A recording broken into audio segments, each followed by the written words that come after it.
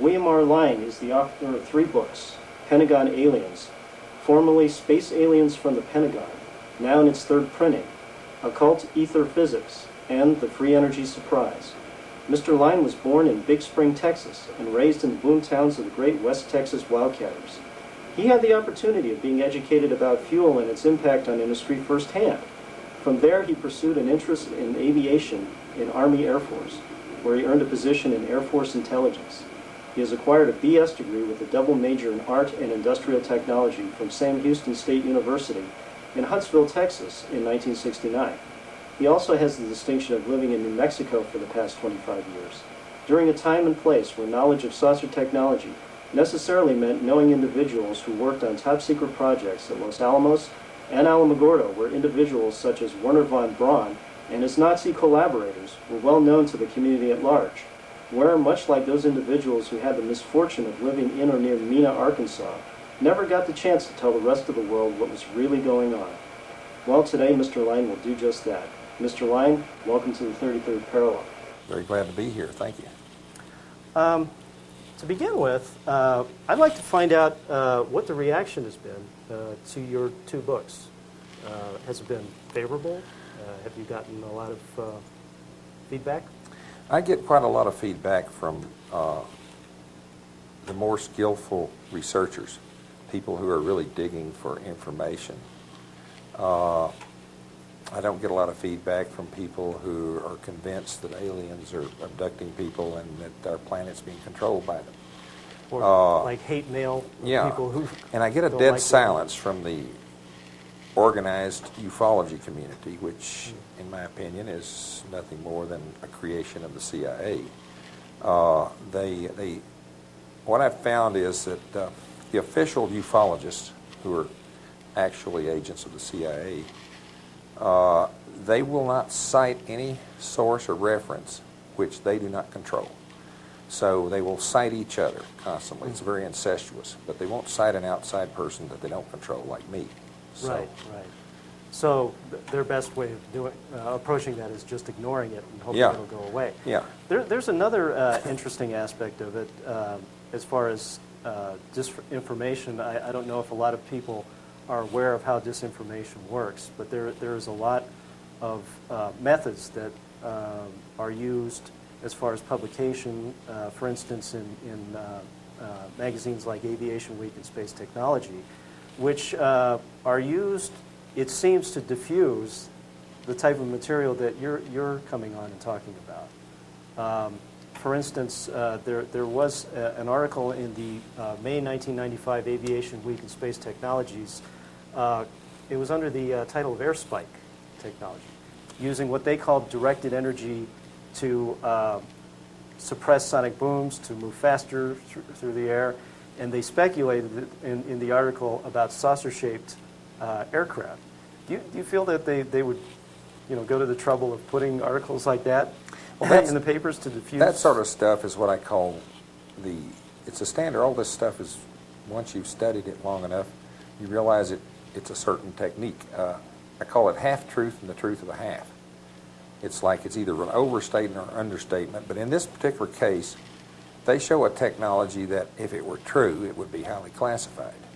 Why are they putting it in this magazine for everyone to read? That's true. And if you examine the article and look and see what they're saying actually in the article, it is very carefully designed to keep everybody's mind thinking about typical standard aerodynamics and the dynamics of sound and pressure, which apparently flying saucers do not obey. I mean, if you've seen one of these babies flying at high speed with no sonic boom, you know that whole technology is out the window. So you mentioned briefly about CIA tampering as far as media and things of that nature, and how they like to plant articles. A lot of people find this kind of stretching the truth, that they feel that our media can't be corrupted by such things, since we've had these exposés of the CIA and we know how evil they are and stuff like that, that we've somehow routed this out, and that somehow our media is free to pick any subject that it likes, and it just it's just the fact that they look down their nose at this idea that it could be controlled. What's your response to something like that? Well, it's ridiculous because the intelligence community not only tampers with the news media, they have people who are regularly employed to disseminate material through the public media, and they have contacts which they've developed over the years who do it on a regular basis for them, insert material in articles and so forth. They have even job classifications for this very purpose inside the intelligence community. In fact, they have a neat little name for it, don't they? Yeah, public information officer is one type of classification. But the type of counterintelligence disinformation, yes, they like to use the term COINTELPRO.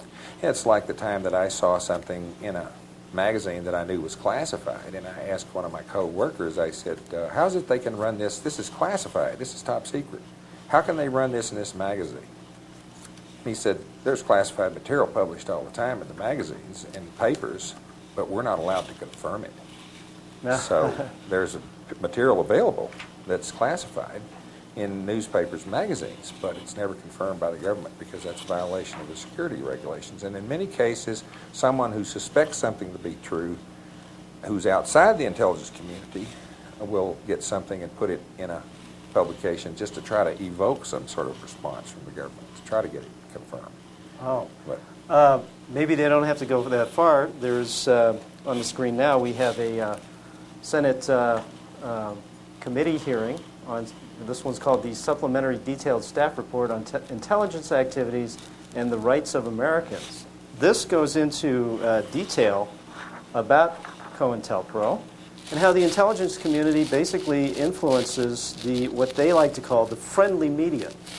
There's plenty of references. In fact, I'll show you the content page here, which talks about COINTELPRO, counterintelligence programs, who they use it on.